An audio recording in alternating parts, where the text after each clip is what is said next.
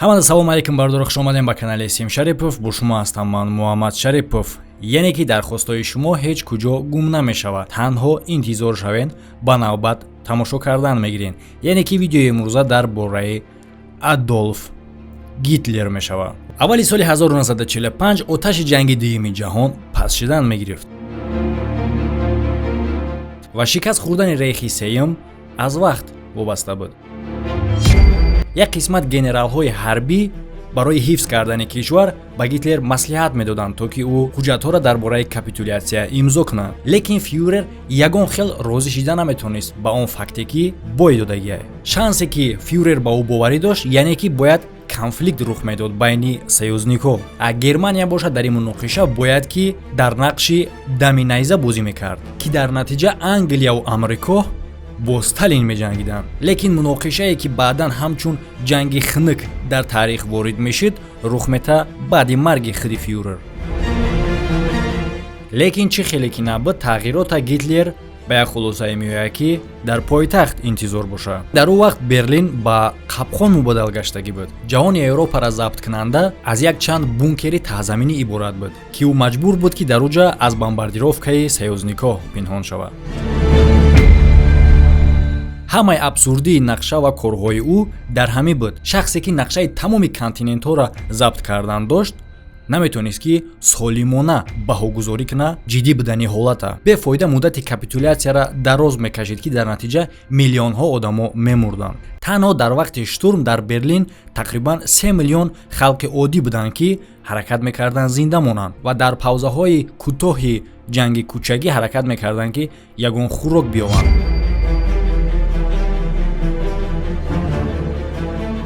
дар ин вақт Гитлер асири тарси худаш буд ва як ҳолата фикр мекард: чӣ хел ҳаёта ба поён бирасонем тавассути худкушӣ.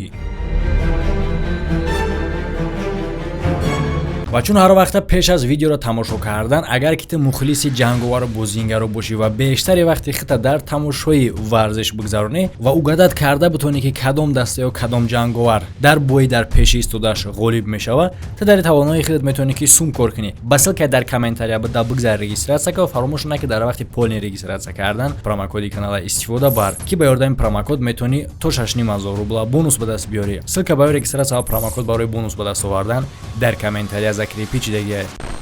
Наметавонист ки бо сарбозои худаш хуш шавад, чунки аз зинда ба дасти душман афтидан метарсид. Сабаби шикаст дар ҳамаи фронтҳо саломатии худи фюрер мешид, ки ҳатто соз роҳ гашта наметавонист. Дар қадди қомати ӯ вақтаи ӯ дида намешид ӯ фюрера, ки як оратори хуб буд ва ба суханош миллионҳо одаморо гипнотизировать мекард, ки метавонем бигем ки сабаби ҷанги дуюми ҷаҳон шуд. саломатии Гитлер хеле ҳам бад буд. муддати хеле дароз ӯ дар таблеткаву маводи мухаддир ва ҳар гуна инъексияҳо мешишт, ки дар натиҷа дастҳои ӯ меларзиданд. ба сабаби мушкилиҳое ки дар сутунмӯҳраи ӯ буд, ӯ бештари вақтша дар диван хоб мегзаронд. то соли 45 дар аптечкаи Гитлер 85 намуди доруҳо дида мешуданд. аз дарди сахти тахтапуш барои душвор буд ҳатто 30 метра расстояниро тай кунад. дар ин мушкилӣ зам мешава фаромӯшхотирӣ ва депрессия.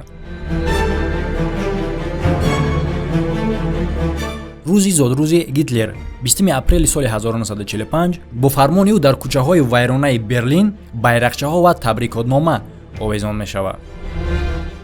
Берлин шикаст, лекин дилҳои мо не. бояд қувва медод вохӯрӣ бо ҷавонони Гитлер Югенд, ки натсистҳо барои ҷангҳои кӯчагӣ фиристода буданд. наворе ки шумо дидестен охирон кадрҳо аз сардори рейхи сеюмай, ки дар вақти зинда буданаш сабт шудагиянд. то вақти марги ӯра камтар аз 10 рӯз боқӣ мондагиай. дар ҳоле ки Гитлер дар бункер мунтазири раҳна кардани муҳосираи Берлин аз ҷониби артиши генерал Винк буд, войскаи маршал Жуков ба Берлин наздик мешиданд ва дуртар 17 километр аз бункер қарор доштанд. тамоман ҳолате ки фюрер интизор набуд ва ҳолати ғайриоддӣ барои ӯ таркиши снаряд мешавад, ки якумин бор дар территорияи рейхсканцелярия рух метаҳад. дар ин вақт ҳарбиё аз ӯ пинҳон мекарданд ҳуҷуми армияи сирха ба умеди дар контрҳуҷум шикаст додани советскии войска. бартарии қувва баробар набуд, 1-3, албатта ки на ба фоидаи натсистҳо. таби фюрер дар бункер рӯз аз рӯз бад шидан мегирифт. бӯи бад аз пойафзолу ҳоҷатхона аз идам ҳолати бада якбора бадтар кардан мегирифтанд. маълумот барои рапор додан ба дасти курьер намерасид. аҷамоварӣ мешид тавассути радиостансияҳои кушоди BBC. английский ва американский войска дар якҷоягӣ бо армияи сирх зарбаи навбатӣ расониданд ба войскаи натсистҳо. 25 апрел соати 14 войскаи саюзникҳо вохӯрданд дар соҳили рекаи олмонӣ Элбӣ дар расстоянии 75 мил аз юги Берлин. ҳаракати армияи советиро дар Берлин муайян мекарданд бо зангҳои телефонӣ аз телефони справочникҳо. агар ки дар занги телефонӣ садои забони русӣ шунавида мешид, ин маънои уро дошт ки кӯча забт карда шудагиае. аввали май Гитлер эълон мекунад ки худша мекушад то ки ба дасти душман асир наафта. ӯ додвой мекунад ва жалб мекунад ки ҳама ӯро фурӯхтанд. ин гап дар Венкам тааллуқ дошт ки приказа иҷро намекунад ва ба ҷои иҷро кардани приказ ёрдам мекунад дар эвакуатсияи ҳазорҳо гурезаҳо. дараҷаи ғазаби Гитлер боз зиёдтар шидан мегирад. маҳз дар вақти шунавидане ки одамои наздиктаринаш ӯро фурӯхтанд, аз ҷумла Геринг ва лидери СС Гиммлер.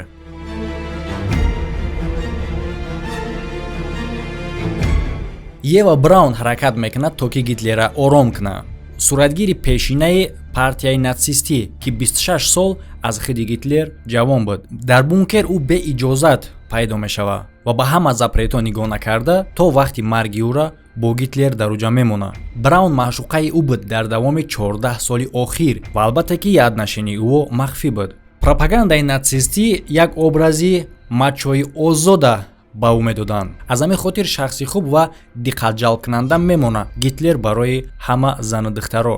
Ева Браун ба ҳама мушкилотҳо нигоҳ накарда то охири умри ӯро бо ӯ дар пинҳонӣ мемонад. танҳо дар вақти маргаш ӯ ба даст меорад чизере ки мехост. шаби 29 апрел дар бункери фюрер маросими никоҳ баргузор мегардад. Ева Браун официална ҳамсари Гитлер мешавад. ӯ дар зери ҳуҷуми артиллерияи советӣ хонадор шуданд. ин вақти имзо гузоштан Ева оғоз мекунад аз ҳарфи Б, а баъдан ислоҳ мекунад ба Г ва ба ҳамагон мега: акнун шумо метавонед ки мара фрау Гитлер ном бигиред. ва баъдан ҳама ба ӯ ҳамчун фраулем муроҷиат мекарданд. баъди маросими хонадорӣ Гитлер дар танҳоӣ мемонад муддати якчанд соат барои имзо кардани завишания ва навиштани якчанд нома, лекин баъдан ҳамаи чӣ тағйир меёбад. ӯ аз танҳоӣ метарсид ва ҳамчун ҷасади зинда дар як ҷо чарх задан мегирифт. дар тарсу ҳароси худаш хеле ҳам фурӯ рафта фикр мекард дар бораи роҳи худкушӣ.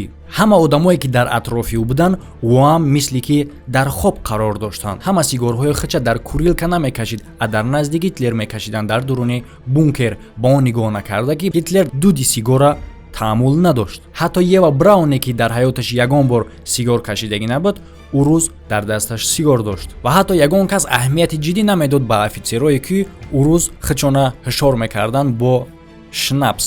субҳи 3 апрел ба Гитлер хабар метаҳанд ки метавонанд любой момент ба бункер ҳуҷум кунанд.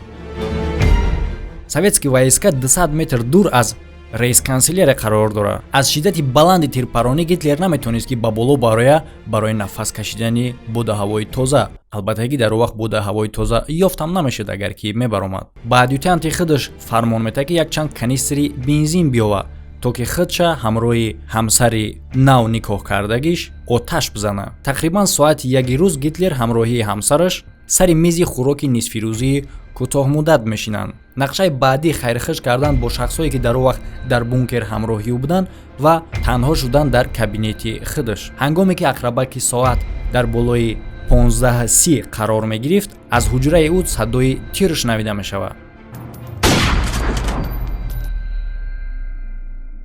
Гиббелс ҳамроҳи ма ба ҳуҷра давидем. дар диван Ева Брауна дидем ки сараш дар китфи чапи Гитлер буд. дар бадани Ева ягон захм дида намешид. ӯ аз таъсири заҳр мурдагӣ буд. Гитлер ба даҳони худаш тирхолӣ кардагӣ буд ки аз ҳар ду тарафи рӯи ӯ хун ҷорӣ мешид. ҷасаддора дар қолин печонда ба боғчаи рейхсканселярӣ мебароранд.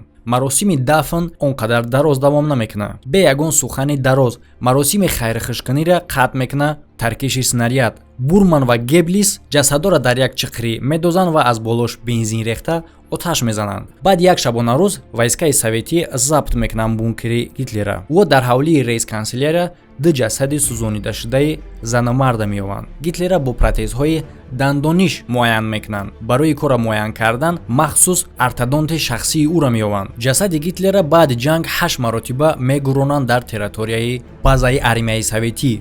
Протезҳои ӯро боша барои тасдиқ кардани марги ӯ ба Москва мефиристанд. То айни замон ӯ дар он ҷо қарор доранд. лекин дар инҷа як кори дигааш аҷиб ва ғайриёдӣ мемонад. Чӣ корош? Ҳамин корош ки русо рад мекунанд гузаронидани экспертизаи ДНК-и ҷасади Гитлера, ки ин кор сабаби ҳар гуна теорияҳои конспирологӣ мешавад. Теорияи асосии конспиролого ҳамияе ки Адольф Гитлере ки ними ҷаҳона дар тарс нигоҳ медошт ва дар марги 55 миллион одам гунаҳгор дониста мешавад, марги худша сохта кардагиай. Лекин иш то ҳолора муаммо мемонад. Оё теорияи конспиролого дуруст ё ин ки марги официални ӯ ки ба тамоми ҷаҳон эълон шудагиай? фикри ақидаихтонро дар комментария бинависед. Видеоҳои пешинаи канала тамошо карданша фаромӯш накунед ки айни замон дар болои экрани шумо баромадагиай ва дар канали нави мо ва дар ин каналам подписатсия кунед. Ссилкаи канали нав дар болои экран. Ҳамадай хайр бародаро, то видеоҳои оянда.